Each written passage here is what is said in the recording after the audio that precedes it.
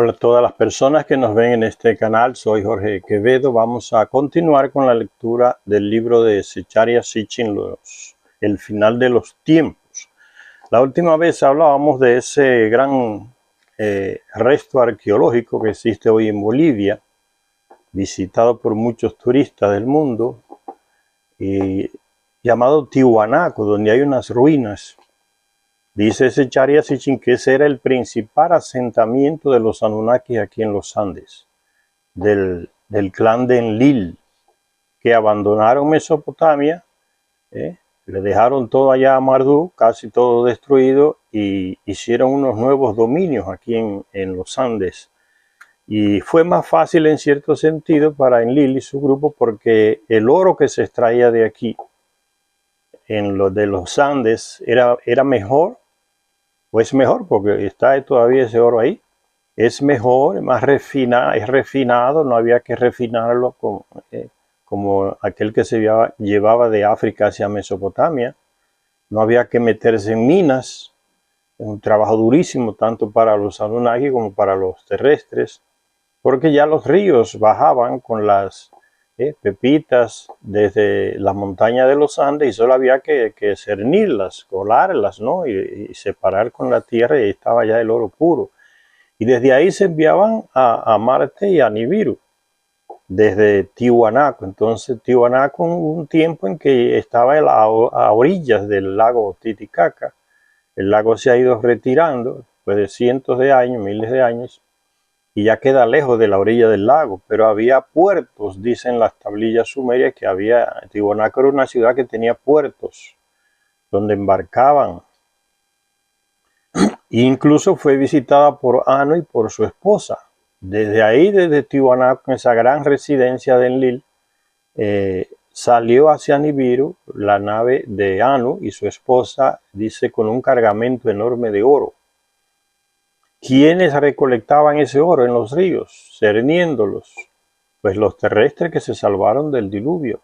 Ellos mismos aquí, sin la intervención o la ayuda de los Anunnaki, se fueron a las montañas más altas de los Andes, y hasta ahí no llegó la gran ola que se formó en el océano Antártico.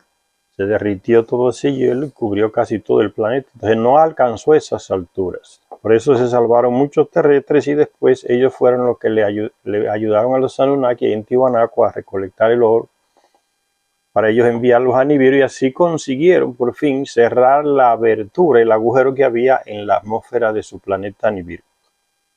Ahí en Tiwanaku hay de varios monumentos, ya casi todos destruidos por el tiempo. Hay uno en importancia que Zecharia Sitchin habla sobre él, es la Puerta del Sol, un bloque de piedra entero, que fue tallado y donde existen figuras de ellos, de los Anunnaki, los llamados dioses por los terrestres, incluso con semejanzas a ellos cuando estaban en Mesopotamia, cómo se les representaba. Dice, la Puerta del Sol está situada de tal manera que conforma una unidad de observación astronómica con la tercera construcción prominente de Tiwanaku, denominada Kalasasaya.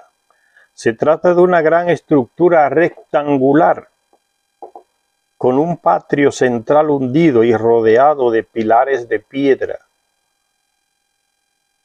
La propuesta de un gran de los primeros aventureros o estudiosos de esos temas, llamado Arturo Poznański, que escribió una obra sobre esas ruinas ahí en Tiwanaku, y fue de unos grandes investigadores de esas ruinas, determinó hasta la edad de esas ruinas. Entonces sus aportes en un libro que escribió sobre esas ruinas ha ayudado mucho a otros antropólogos y estudiosos de estos temas.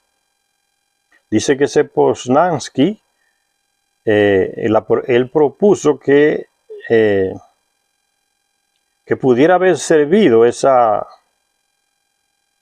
Puerta del Sol como un observatorio astronómico. Recuérdense que los Anunnaki donde estaban siempre elaboraban observatorios astronómicos alrededor del planeta, porque ese era un tema que a ellos les interesa. Y de ellos aprendió el terrestre a interesarse por los temas astronómicos, ¿no? Tanto en Sumeria, en Mesopotamia, como aquí en América, en Tiwanaku, especialmente en los Andes. Y no solamente era ese pedacito ahí en Bolivia que ellos ocuparon, ¿no? Ellos tenían un asentamiento que ocupaba parte del territorio de lo que hoy es Chile, de lo que hoy es Perú, de lo que hoy es Bolivia. Hay en Chile, en una región, no recuerdo cuál es la región, ya lo mencioné en alguna grabación, a 3.000 metros de altura hay una pista de aterrizaje para naves pesadas, o sea, para naves espaciales, naves pesadas, porque está construido, es una altura de 3.000 y se nota la llanura que fue allanado por manos humanas, que no es algo hecho naturalmente. Los chilenos le llaman el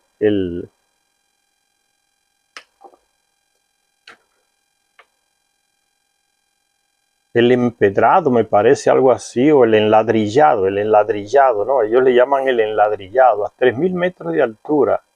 Era uno de esas plataformas que usaban los Anunnaki, como la hicieron allá en Baalbek, la mandó a hacer en Lille, ¿no? Para el despegue y el pozo y la llegada de naves, cuando hay una nave necesita un piso, diríamos nosotros, una estructura terrestre muy fuerte, que soporte peso por mucho tiempo y que no se hunda. Y precisamente ahí en el enladrillado, en esa altura de los Andes en Chile, esas piedras que conforman ese enladrillado, es casi 1 kilómetro así, una llanura en un pico, una altura, en una montaña altísima. Esas piedras que forman el enladrillado tienen toneladas de peso y se nota que fueron talladas también. ¿Quiénes tenían esa tecnología para tallar piedras, llevarlas a ese lugar? Pues la tecnología la tenían los Anunnaki, es mencionada en algunas tablillas, ¿no? Así como construyeron las 3 grandes pirámides en Egipto, como dice, con armas de rayos, dice en las tablillas, armas de rayos. Es una tecnología que el terrestre no conoce y difícilmente le pone el nombre, entonces le pone armas de rayo, el nombre de armas de rayo, como tampoco conocía la tecnología de las naves aéreas de los Anunnaki o espaciales, y entonces le ponía el nombre de carros, o barcas celestiales, o sea, son naves espaciales. Entonces en el lenguaje del terrestre, esa tecnología él la llama con el lenguaje que él conoce, ¿no? Aunque no sea propiamente el nombre técnico que le dan los Anunnaki a esa tecnología. Sea naves o sea aparatos para moldear la piedra, quitarle la gravedad y levantarla y llevarla kilómetros e instalarlas todas allá. El enladrillado está ahí, y recuerda a esa plataforma de Baalbek en el Líbano, igual, ¿no? Con unas piedras enormes de toneladas de peso talladas para soportar el peso de las naves que ascienden y descienden. Entonces este tal Poznański dice que también ahí en esa puerta del sol servía también como un observatorio astronómico. Dice, la propuesta de Poznański de que Kalasasaya pudiera haber servido como observatorio ha sido confirmada por posteriores exploradores. Su conclusión, basada en las directrices arqueoastronómicas, arqueonomía astronómica, que tiene que ver con el espacio. Su conclusión, basada en las directrices arqueoastronómicas del señor Norman Lockyer, otro gran estudioso de esas ruinas, de que los alineamientos astronómicos del Kalasasaya indican que se construyó miles de años antes de los incas. Resulta tan increíble que las instituciones astronómicas alemanas llegaron a enviar a sus equipos de científicos para comprobar si era tal esa antigüedad de que dicen. Hay un problema con ese negocio de las antigüedades, señores, de nuestro continente. Es que los europeos que fueron los primeros que llegaron a saquear esas ruinas arqueológicas tanto en Medio Oriente, Mesopotamia, como aquí en los Andes, ¿no? Robando oro, llevándose construcciones, llevándose estatuas y todo tipo de cosas que pudieron robarse. Esa gente, esos especialistas, decidieron allá en una reunión, gallo que fue en Francia, no sé en qué año, 1800 y tanto, por ahí, que prácticamente no se le debía dar tanta antigüedad a las construcciones encontradas aquí en América. Fue como un plano para ellos descartar cualquier antigüedad como hasta tal fecha antes de Cristo. Entonces ellos siempre que datan las construcciones nuestras aquí, las culturas las ponen o después de Cristo o pocos años antes de Cristo. Entonces tienen ese problema esa gente, con esos esquemas que ellos se reunieron y obligaron a todos ellos a plantear las cosas así, ¿no? No, que eso no es tan antiguo en América, porque ellos tienen esa idea de que lo antiguo son ellos, ¿no? Erróneamente. Y sigue diciendo Sitchin sobre ese informe de Poznansky y de ese otro Sir Norman Lockyer, diciendo que los alineamientos indican que se construyó Calasasaya ahí en la Puerta del Sol en Tiwanaku, Bolivia.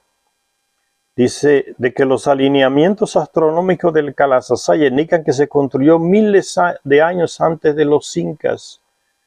Esta increíble información hizo que los expertos alemanes, antropólogos científicos, viajaran ahí a Bolivia para comprobar eso.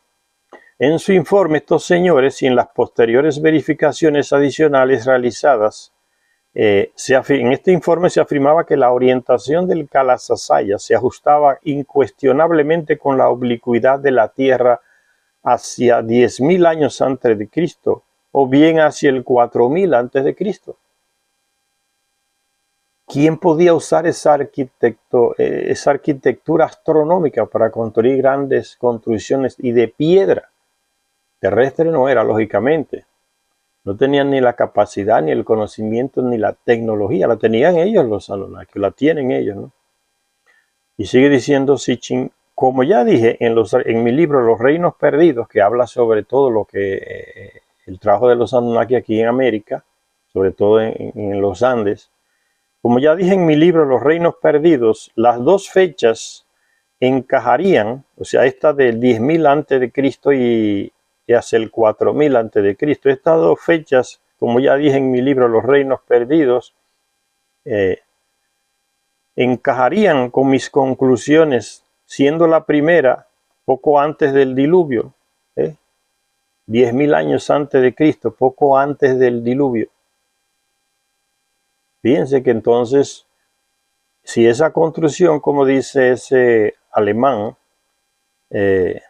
Norman Lockyer o inglés, no recuerdo cuál es, si esa construcción dice, coloque esa fecha de hacia el 10.000 antes de Cristo, dice Zecharia Sitchin, es poco tiempo antes del diluvio. Me parece ser que fue el diluvio que destruyó todas esas construcciones. Dice, siendo la primera, la de 10.000 años antes de Cristo, poco antes del diluvio, cuando comenzaron aquí las operaciones para la obtención de oro, o siendo la última fecha de 4.000 antes de Cristo, coincidente con la visita de Anu y su esposa aquí en la tierra. Duraron 17 días, en el 4.000 antes de Cristo, estas dos personas llegaron de Nibiru y visitaron a sus hermanos, hijos aquí en la tierra. Pasaron 17 días ahí en Mesopotamia, en una ciudad que se le construyó, en un palacio grandísimo, y después se despidieron de sus hijos ahí en Mesopotamia y vinieron aquí a la residencia del Nil, a los Andes. Ahí pasaron varios días y se fueron desde ahí, desde los Andes, con un cargamento de oro tremendo, mejor que el que recolectaban en las minas de África. Entonces, esa última fecha de 4.000 antes de Cristo coincide con lo que Zecharia Sitchin, que fue el tiempo en que realizó Anu y su esposa esa visita aquí a la tierra. Ambas dataciones, 10.000 años antes de Cristo y 4.000 antes de Cristo, ambas dataciones coincidirían también con las actividades de los Anunnaki en la zona, y las evidencias de la presencia de los dioses enlilitas se pueden encontrar por todas partes en la región de los Andes. Evidencias de la presencia de los enlilitas, seguidores de Enlil. Los de Enki se quedaron allá en el África y Mardú ahí en Mesopotamia, en Babilonia. De acá eran dominios de Enlil y Ninurta, su hijo, y otros. Las investigaciones arqueológicas, geológicas y mineralógicas realizadas en el lugar, estamos hablando de Tiwanaku y toda esa ruina que están ahí. Las investigaciones arqueológicas, geológicas y mineralógicas realizadas en el lugar han confirmado que Tiwanaku fue también un centro metalúrgico. Recuérdense, Bhakti Vira en Mesopotamia, la ciudad de los metales, que el mismo Enlil mandó construir para refinar los metales, incluyendo el oro, que llegaban desde África, en submarinos, allá entrando por el Golfo Pérsico y seguían por el gran río. En esa época era el Éufrates y llegaban allá a Bhakti Vira, que quedaba a la orilla casi del río Éufrates o del Tigris. Y ahí se refinaba todo ese material que llegaba desde África y se extraía el oro y otros metales también. Entonces, aquí también ellos hicieron eso porque necesitaban seguir sacando oro. Entonces se han confirmado, ¿ves?, de que hubo realmente un centro metalúrgico ahí en Tiwanaku, en esa inmensidad de construcción que tenía el Enlil. O sea, todo fue preparado y ellos mismos lo dicen, no son tan perfectas técnicamente como las de Babilonia, pero nos sirven para lo que queremos, que es extraer el oro, y como ya no tenemos que refinarlo, pues también era más fácil. Y entonces tenemos pistas de aterrizaje y de lanzamiento de naves.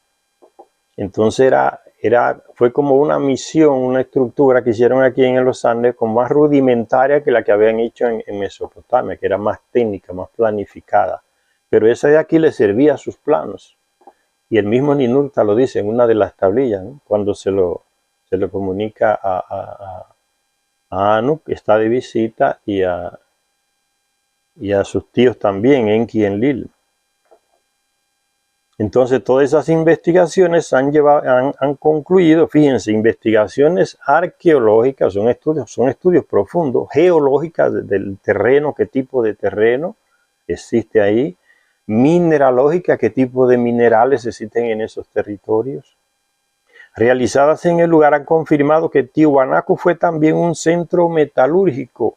Basándome en los distintos hallazgos y en las imágenes de la Puerta del Sol, dice Sitchin, y en su similitud con las representaciones halladas en los antiguos emplazamientos hititas de Turquía, he llegado a la conclusión de que las operaciones para la obtención de oro y también de aquel metal estaño, que era una mezcla, realizadas aquí fueron supervisadas por Iskuru-Adad, el hijo de Enlil, uno de los hijos de Enlil. O sea, ese trabajo de metalurgia ahí en los Andes, en Tiwanaku, fue supervisado por ese hijo de Enlil llamado Iskuru, o en otra lengua se le llamaba Adad, que aparecía siempre como con un arma, como un tridente en la mano, no que llegaba hasta el fondo, sino lo agarraba con la mano y tenía como 3 puntas. Pues se han hallado esas representaciones que son idénticas a las de ese Iskuru-Adad allá encontradas en los territorios hititas de lo que hoy es Turquía. Eso es lo que nos dice él, que no es coincidencia, es que son los mismos personajes que se mudaron aquí, el clan de Enlil. Dice, he llegado a la conclusión de que las operaciones para la obtención de oro y de estaño realizadas aquí fueron supervisadas por el hijo de Enlil llamado Iskuru o Adad, el hijo menor de Enlil aquí en la tierra. Nació aquí en la tierra. En Nibiru solo nació un hijo de Enlil, que es Ninurta, y estaba aquí con él. Aquí él se casó con una mujer Anunnaki y tuvo esos 3 hijos. Iskur es el menor. Tuvo a Nanarsin también y tuvo a otro que no recuerdo el nombre.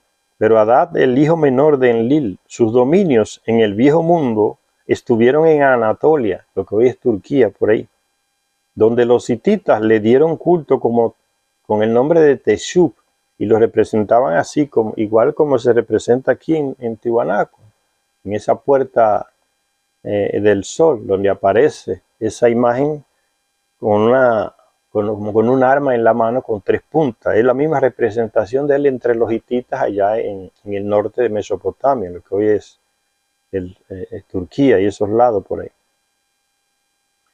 Sus dominios en el viejo mundo estuvieron en Anatolia, lo que hoy es Turquía, donde los hititas le dieron culto como Teshup, el dios del clima. Parece que ese tipo tenía una tecnología que podía hacer llover, provocaba truenos, ¿no? Y tormentas. No es nada extraño, señor, es la tecnología. Hoy tenemos avioncitos que van y bombardean las nubes y al poco tiempo está lloviendo, ¿no? Una tecnología que apenas está iniciando. Imagínense ellos qué tecnología no tendrían si son millones de años más avanzados que nosotros. Entonces, para ellos nada es imposible, para nosotros son milagros. Pero ellos hacían eso, ¿no? Controlar. Hoy no hay, me recuerda eso un proyecto que hay en Canadá, que tienen los Estados Unidos y algunos países de Europa trabajando juntos, que se llama, que está hecho de antenas, unas enormes antenas, y dicen que es para controlar el clima, y funciona. Y entonces dice que los Estados Unidos lo ha usado eso para mudar el clima en algunos países que no le agradan, que no son de su...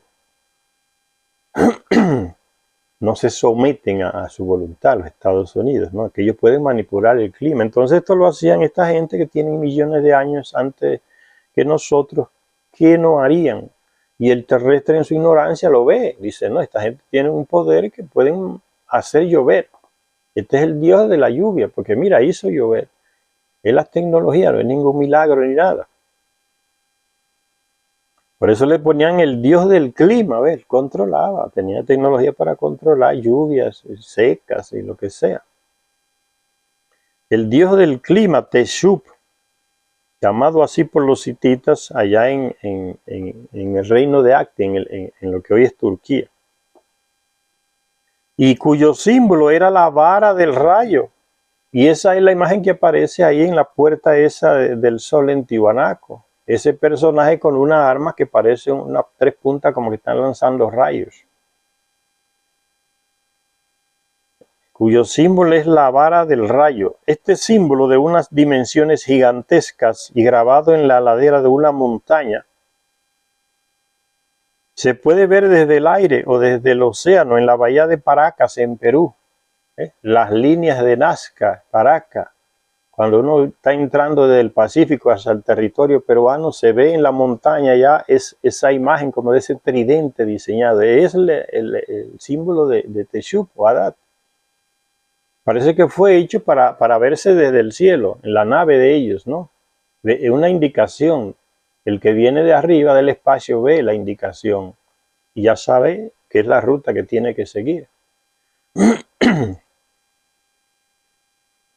Dice, estas dimensiones de esa vara pintada ya, diseñada, no pintada, diseñada en la arena de una ladera ahí cerca del Pacífico peruano. Zecharia Sitchin dice que se puede ver desde el aire o desde el océano en la bahía de Paracas en Perú. Un refugio natural que se encuentra a los pies de las montañas donde se encuentra Tiwanaku. Acuérdense que en esa época no existe nada de países ni nada. Son un territorio de ellos. Un refugio natural que se encuentra a los pies de las montañas donde se encuentra Tiwanaku. Este símbolo, al que apodan el candelabro, tiene 128 metros de largo por 73 de ancho. Entonces no era para personas que andaban en la tierra, era para quien venía del espacio, a una gran altura, y podía ver esta representación, este símbolo, que es una guía una orientación para la nave. Entonces ahí en Bolivia lo apodan, en Perú lo apodan el candelabro, ¿no? Porque tiene forma de candelabro. Tiene 128 metros de largo por 73 de ancho. Y sus líneas, que tienen entre 1.5 y 4.5 metros de anchura, están grabadas en la dura roca hasta una profundidad de alrededor de 60 centímetros. Los Anunnaki con su tecnología. Y nadie sabe quién lo hizo, ni cuándo, ni cómo se hizo, a menos que fuera el mismo Adad quien quisiera dejar clara su presencia allí, marcar su territorio para las naves de sus compañeros que llegaban, indicándole, por aquí están mis territorios, sigue esa línea que te estoy indicando con el tridente. Entonces ya ven cómo Secharia Sitchin va definiendo las coincidencias entre las estructuras de aquí de América y las estructuras de Mesopotamia, donde por primera vez llegaron los Anunnaki, para irle dando respuesta, como decíamos, a dónde fueron los Anunnaki cuando se fueron, desaparecieron de la Tierra, quiénes se fueron, quiénes se quedaron.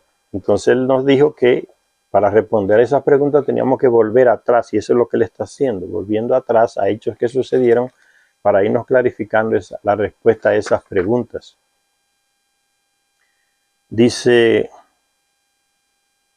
al norte de la bahía, tierra adentro, en el desierto que se extiende entre los ríos Ingenio y Nazca, ¿no? La gente que son de Bolivia y Perú conocerán más fácil estas ubicaciones de ríos y nombre de estructura que estamos dando aquí. Al norte de la bahía de Paracas, tierra adentro, en el desierto que se extiende entre los ríos Ingenio y Nazca, los exploradores han encontrado uno de los enigmas más desconcertantes de la antigüedad, las llamadas líneas de Nazca en Perú, consideradas por muchos como las obras de arte más grandes del mundo, y no se la han podido robar los europeos porque no la pueden arrancar y llevársela y colocarla allá en sus museos.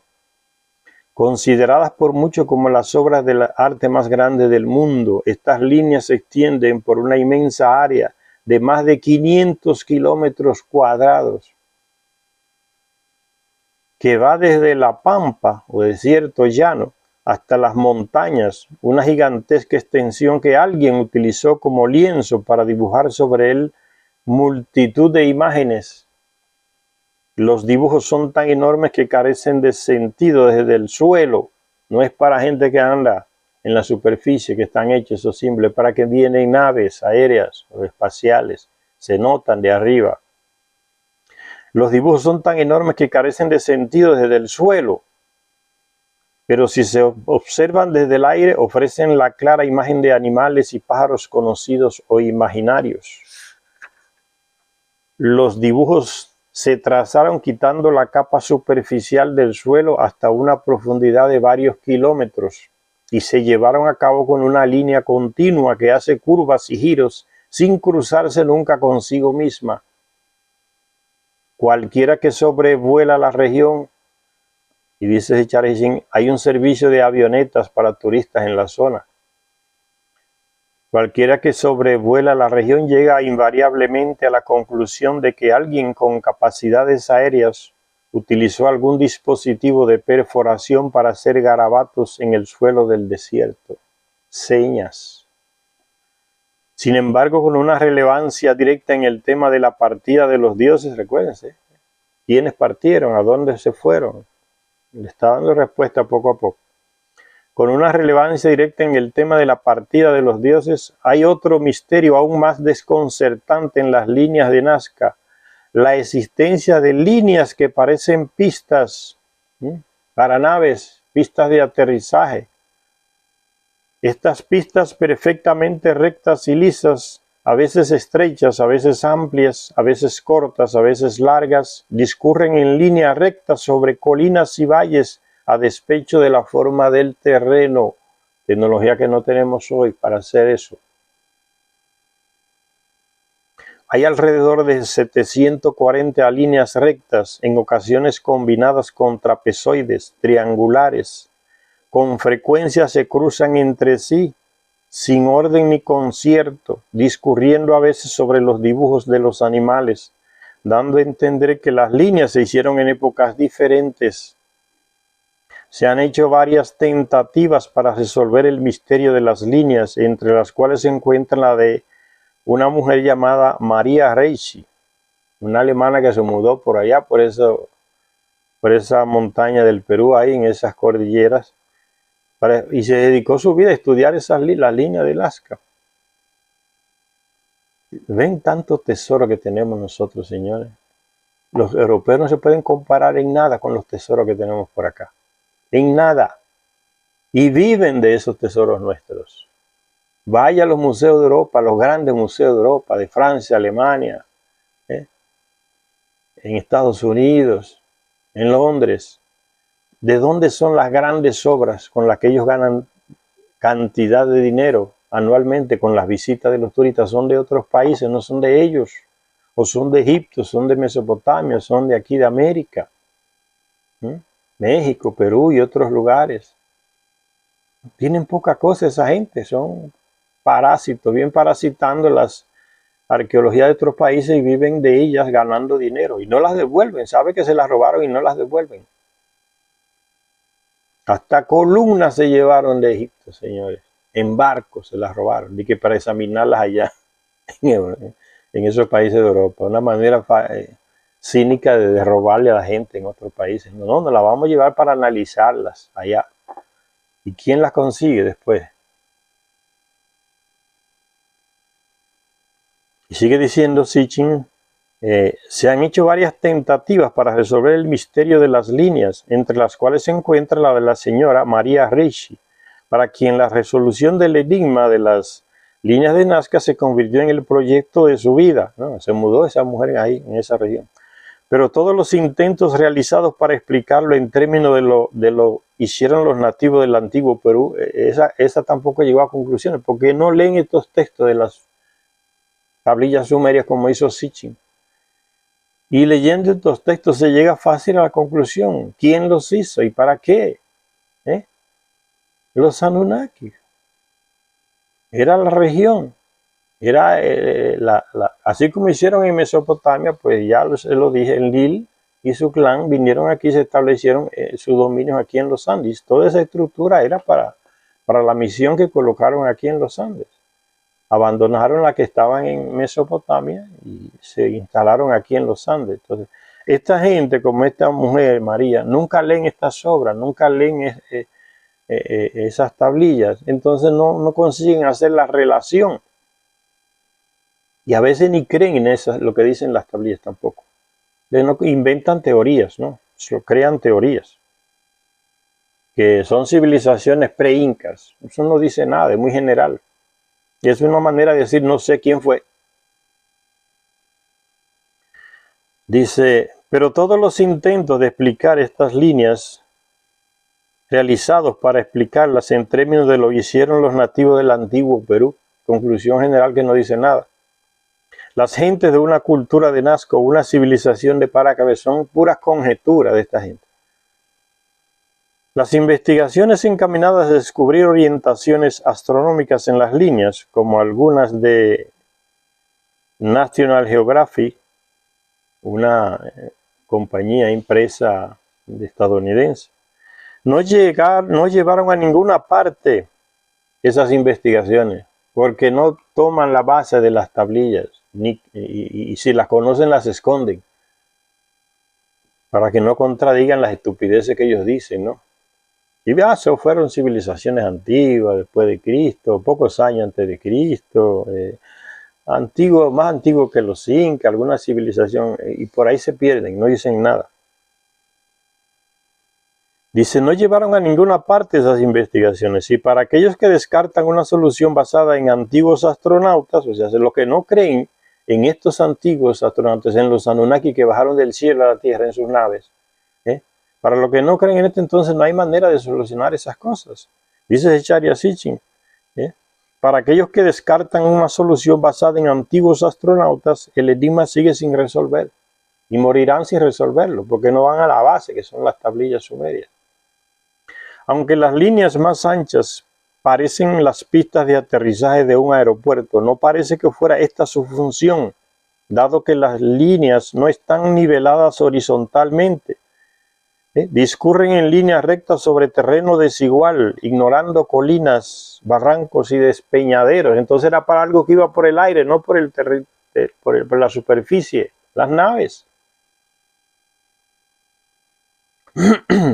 De hecho, más que estar hechas para permitir el despegue de una nave terrestre como un avión que necesita una pista larga hasta que se eleva, esas no eran las naves que ellos usaban. Más que estar hechas para permitir el despegue, parece ser el resultado de los despegues de las naves, dice Charya Sitchin. Es decir, parecen los rastros dejados en el suelo por las toberas de propulsión de alguna nave aérea. El hecho de que las cámaras celestiales de los Anunnaki, recuerden el nombre que le ha dado a los terrestres, las naves espaciales y aéreas de los Anunnaki, los carros celestes, carros espaciales, las barcas espaciales, barcas celestes, es el lenguaje del terrestre, ¿no? Que no conoce la tecnología. Cámaras celestiales de los Anunnaki disponían de tales toberas de propulsión. Viene indicado por los pictogramas sumerios. Le hace Dingir, donde aparecen parte de esas naves, utilizados para identificar a los dioses del espacio. Los señores de los Dingir, los señores de las naves, lo veían los terrestres, son los señores de las naves, la raza de las naves. Uno hoy se asombra con la incredulidad de esos expertos europeos estadounidenses, ¿no? ¿Por qué tanta burrice? ¿Por qué tanta burrada? Y no leen estos textos. Y si los leen, no creen, porque se les derrumba muchas teorías estúpidas que ha inventado, que en otro planeta no hay civilizaciones, que no hay nadie, que somos nosotros solitos en el espacio, y que si aceptamos eso, entonces se nos caen las mentiras que han elaborado ellos allá.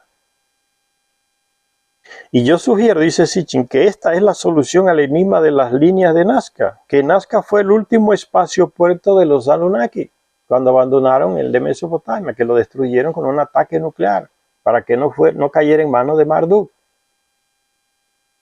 Fue el espacio-puerto que es. Entonces, fíjense cómo concluye Sitchin sobre estas líneas de Nazca y esos diseños. Y yo sugiero que esta es la solución al enigma de las líneas de Nazca, que Nazca fue el último espacio-puerto de los Anunnaki. Fue el espacio-puerto que utilizaron después de la destrucción del que tuvieron en el Sinaí. Y fue el espacio-puerto que utilizaron para su partida final. Váyanse y denle la civilización al terrestre, les ordenó Anu. No existen textos sobre informes. Entonces fíjense, ¿por qué se fueron los dioses? Nanar-Sin desapareció desde Harán, ahí Mesopotamia, al norte. El tal Yahvé dejó el templo de Jerusalén y se fue. Y dice que cuando entraron los romanos, invadieron Jerusalén y su templo. Los años 70, por ahí dice uno de ellos que dice, son varios que dicen, uno de ellos, Flavio Josefo, el judío convertido después en ciudadano romano, escribió y dijo que en esa época se escucharon voces y todo el que estaba en la ciudad las escuchaba en el aire, pues es la tecnología que ellos tienen, ¿no? Hoy uno ve un helicóptero que dice, habla y todo el mundo le escucha que está alrededor, que es un potente altavoz. Pues ellos tienen una mejor tecnología, dice ese Flavio Josefo, que en la ciudad se escucharon voces que venían desde el aire, diciendo nos vamos, nos vamos. Él dice que eran los dioses. Y otros dicen lo mismo, antes que él también. Entonces, ahí se explica por qué se fue Yahvé del templo y entró Nabucodonosor y destruyó todo. Porque ya Yahvé no estaba ahí. ¿Por qué entró aquel en Harán y destruyó todo? Y en Babilonia destruyó todo, porque ya ellos no estaban, se habían ido. ¿Por qué Nanar-Sin se fue desde Harán? Porque era la época en que se fueron. Y ahí viene la respuesta que estamos buscando, ¿no? ¿Quiénes se fueron? ¿A dónde fueron? ¿Fueron todos a Nibiru? Y Charya Sitchin dice, no fueron todos a Nibiru, porque algunos aparecieron aquí después de unas décadas. Entonces no es válida la teoría de que se fueron a Nibiru todos. Entonces Sitchin dice, algunos se fueron a Marte, tenían estación de paso en Marte, en la Luna. No existen textos sobre informes de testigos presenciales referentes a naves aéreas y vuelos en Nazca, como por ejemplo existe en Mesopotamia el ejemplo de Ezequiel, que dice que vio una nave y la describe. O los seguidores de Eliseo, que vieron como un torbellino se llevaba a Elías. El torbellino es un tipo de nave de ellos. Entonces, aquí en los Andes no hay, hasta ahora, no significa que no hay, hasta ahora no se ha descubierto, y si se han descubierto, a lo mejor se lo robaron a los estadounidenses. No se ha presentado en público ninguna prueba donde se afirme que el terrestre vio esas naves aquí, en esos asentamientos que tenían los Anunnaki aquí en los Andes. No hay testimonio, no hay informes escritos, hasta ahora no se han encontrado, no significa que no haya, puede ser que estén enterrados y escondidos.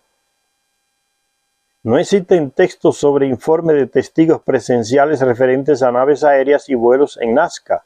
Sí que hay, como ya hemos expuesto, textos de Harán y de Babilonia, referentes a vuelos que indudablemente hacían uso del lugar de aterrizaje en Baalbek, en el Líbano. Entre los informes de testigos presenciales sobre estos vuelos y sobre las naves de los Anunnaki se encuentran los testimonios del profeta Ezequiel, que describe una nave que se le presentó. El profeta Ezequiel y las inscripciones de Adda-Gupi y de su hijo Nabonides, ahí en Harán. Necesariamente, sigue diciendo Sitchin, la conclusión debe ser que desde al menos el año 610 a.C. hasta probablemente el 560 a.C., los dioses Anunnaki estuvieron abandonando progresivamente el planeta Tierra, progresivamente. Algunos murieron de viejos acá y otros se fueron, progresivamente fueron abandonando el planeta. Y eso es lo que dice Sitchin. ¿A dónde fueron? Vuelven las preguntas del principio. ¿A dónde fueron? ¿Cuándo abandonaron la Tierra? Tuvieron que ir evidentemente a algún lugar desde el cual Sin, Nagnar Sin, que estaba en Harán, tras cambiar de opinión, pudo regresar a la Tierra en un tiempo relativamente corto. Y ese lugar debió de ser la vieja estación de paso que ellos habían construido en Marte. Parece entonces que Sin se fue a Marte, no a Nibiru. Y por eso regresó 10 años después, ahí a Harán de nuevo, donde esta mujer que era su suma sacerdotisa le prometió que si él elegía a su hijo rey, ellos dos iban a reunir todo el antiguo imperio de Ur y entregárselo a Nagnar, y para que él volviera y residiera ahí en su residencia, que iba a ser restaurada completamente. Y el tipo volvió después de 10 años, después de haberse ido. Entonces no fue a Nibiru. Eso es lo que nos está diciendo Sitchin, ¿no? Dice, para poder volver a la Tierra en un tiempo relativamente corto, de décadas, ese lugar donde fue debió ser la vieja estación de paso de Marte, desde la cual las naves espaciales de larga distancia podían acelerar para intersectar la órbita de Nibiru y aterrizar en él, cuando estuviese entrando en nuestro sistema solar. Tal como detallé en mi libro El 12º Planeta, entre los conocimientos sumerios sobre nuestro sistema solar existen referencias sobre la utilización del planeta Marte, o Latmo, como ellos le llaman, por parte de los Anunnaki como estación de paso. Y él hace referencia a esas construcciones que se han encontrado en Marte.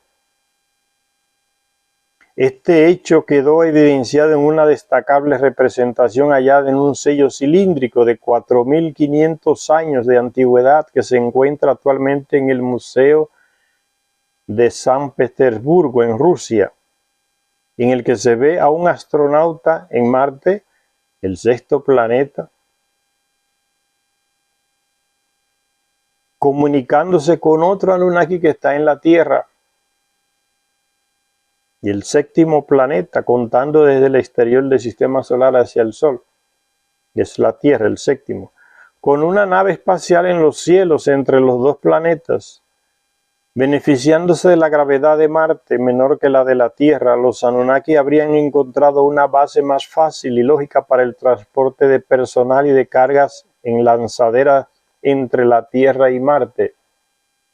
Son informaciones de alguien que tiene un conocimiento muy profundo de astronomía. Y estudiar cómo es posible aprovechar la presencia en Marte para lanzar las naves de ahí hasta Nibiru y alcanzar a Nibiru en su percurso. Entonces, todas estas son informaciones de gente que sabe de tecnología de naves, de astronomía, de naves espaciales, transporte de personal y de cargas en lanzaderas entre la Tierra y Marte, así como los intercambios con su planeta madre Nibiru. En 1976, cuando se planteó por primera vez esta hipótesis en mi libro El 12º planeta, Marte aún se tenía por un planeta hostil, o sea, desde aquí de la Tierra no se había podido investigar realmente cómo era Marte. Se le veía así como un planeta hostil, seco, puro polvo, tormentas de polvo. Esa es la información que se tenía en 1976. Aún se tenía por un planeta hostil, sin aire, sin agua y sin vida. Y la propuesta de que hubiera podido existir allí una base espacial parecía aún más descabellada para los expertos oficiales, que creen que tienen la verdad de la información. Y lo que ellos dicen, eso tiene como que creerlo todo el mundo, ¿no? Eso es idiotice, está en la cabeza de esa gente. Dice, los expertos científicos oficiales que la de los astronautas de la antigüedad. La propuesta de que hubiera podido existir allí una base espacial parecía aún más descabellada para los expertos oficiales que la de los astronautas de la antigüedad. O sea, hay un escritor alemán, no me recuerdo el nombre, que escribió varios libros, ¿no? Eran los dioses astronautas y otros así. Se consiguen en internet, en sitios de venta de libros. Que escribió esa obra, eran los antiguos dioses astronautas. Y eso fue una teoría que causó mucho problema, la que presentó ese alemán, que está vivo todavía. Y muchos no se la creyeron. Pero en el 76 aparece esa evidencia, ¿no? Los estadounidenses mandan una nave no tripulada y toma fotos de Marte, donde hay estructuras de que hubo alguna construcción ahí, estaban destruidas. Y tomó información del planeta. Y entonces se formó esa nueva teoría, ¿no? De que ahí había una base de los Anunnaki, que Zecharia Sitchin plantea, sacando esa información de las tablillas sumerias que él consultó, las tradujo. Entonces la teoría de Zecharia Sitchin era más descabellada que aquella que escribió del libro de aquel alemán, eran los dioses astronautas. Decir que en Marte había una base, una estación de paso, era más descabellada en la mente de esos expertos oficiales. Pero para cuando se publicó mi libro El Génesis revisado en 1990, en el 1976 él escribe el 12º planeta y plantea esa hipótesis, ¿no? Que eso era una base de los Anunnaki, una base de paso, una estación de paso, y que en esa época había agua y lagos y el aire se respiraba normal. Pero cuando más tarde Zecharia Sitchin escribe el libro El Génesis revisado, en 1990, la NASA había hecho ya suficientes fotografías y hallazgos en el planeta Marte, como para que yo pudiera escribir todo un capítulo titulado Una base espacial en Marte. Y al mismo tiempo que Zecharia Sitchin escribe estos textos en su libro El Génesis revisado de una base Anunnaki en Marte, ya la NASA con naves no tripuladas había detectado esas informaciones en Marte también, con las fotos que había tirado de estructuras derrubadas que habían existido. Ahí estaban restos de esas estructuras. Las evidencias demostraban que en Marte hubo agua en otro tiempo, porque las mismas tablillas sumerias que Zecharia traduce dicen que cuando llegaron los Anunnaki aquí a la Tierra, primero pararon en Marte a restablecer de agua la nave de Ea o Enki y su grupo que llegaban, y utilizaron agua en sus naves para abrirse un camino disparándole agua a las piedras del cinturón de asteroides para que se apartaran, ¿no? Y abrirse un camino hacia el planeta Tierra. Usó agua. Cuando pasó el cinturón de asteroides que está entre Marte y Júpiter, para llegar a Marte, el piloto, que era Anzu, le dice, está faltando agua para impulsar la nave.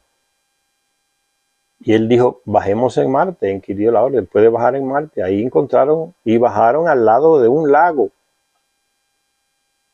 Había agua. Entonces, era no era esa sequedad de polvo que existió después que pasó Nibiru y destruyó todo. Había agua, había ríos, había lagos, montañas y todo. Él da esa información.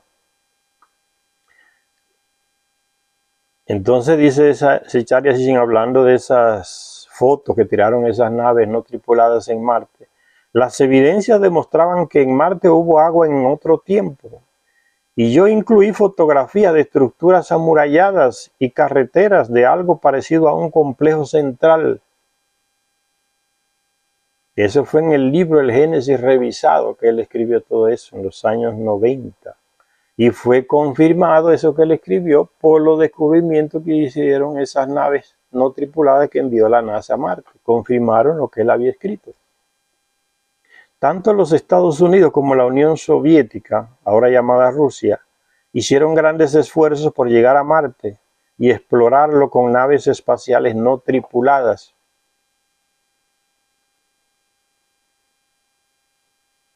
A diferencia de otras empresas espaciales, las misiones a Marte, a las que posteriormente se sumaría la Unión Europea, se han encontrado con una inusual, turbadora y desconcertante tasa de fracasos, incluida la extraña e inexplicada desaparición de una nave espacial. ¿Qué pasaría? ¿Quién haría eso? No hay explicación. Una nave que va dirigida a Marte de repente desaparece y no deja información de por qué.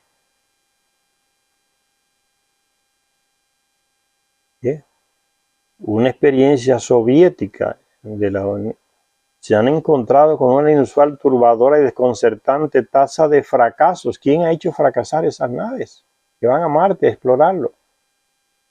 Incluida la extraña e inexplicada desaparición de una nave espacial. Pero gracias a sus insistentes esfuerzos, las naves no tripuladas norteamericanas, rusas y europeas han podido explorar Marte durante las 2 últimas décadas, hasta cierto punto, una exploración superficial.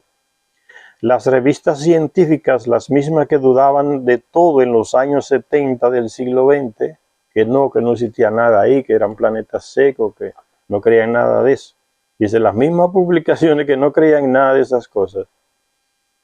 A partir de esas fotografías de esas naves no tripuladas, han ofrecido multitud de informes, de investigaciones y de fotografías en los que se demuestra que Marte tuvo y todavía tiene una fina pero considerable atmósfera, que en otro tiempo tuvo ríos, lagos y océanos y que aún tiene agua. Aún tiene agua. En algunos lugares bajo la superficie y en otros casos en forma de pequeños pero visibles lagos helados, como se puede constatar en la recopilación de titulares que aparece en el año 2005, la nave no tripulada estadounidense Rover Marte o Mars Rovers de la NASA enviaron evidencias, eran varias naves, 2 o 3 me parece, enviaron evidencias químicas y fotográficas que venían a respaldar estas conclusiones de Zecharia Sitchin, que junto con algunas de las sorprendentes fotografías de los rovers, en las que se aprecian ruinas de construcciones como un muro medio cubierto de arena que muestra una evidente esquina en ángulo recto, eso no es cosa de naturaleza, hay una construcción. Debería bastar para afirmar que Marte pudo cumplir la función y de hecho la cumplió de estación de paso de los Anunnaki. Marte fue el primer destino de aquellos dioses que se fueron. ¿A dónde fueron? ¿Quiénes se fueron? Marte fue el primer destino de aquellos dioses que se fueron, como lo confirma el retorno relativamente rápido de Nanar Sin a Harán. ¿Quién más se fue? ¿Quién se quedó aquí? ¿Quién pudo volver? Se pregunta Sitchin. Sorprendentemente, algunas de las respuestas a estas preguntas nos llegan también desde el planeta Marte. Y eso lo vamos a ver en la próxima lectura. Gracias a todas y a todos los que se interesan por estos temas. Hasta la próxima lectura.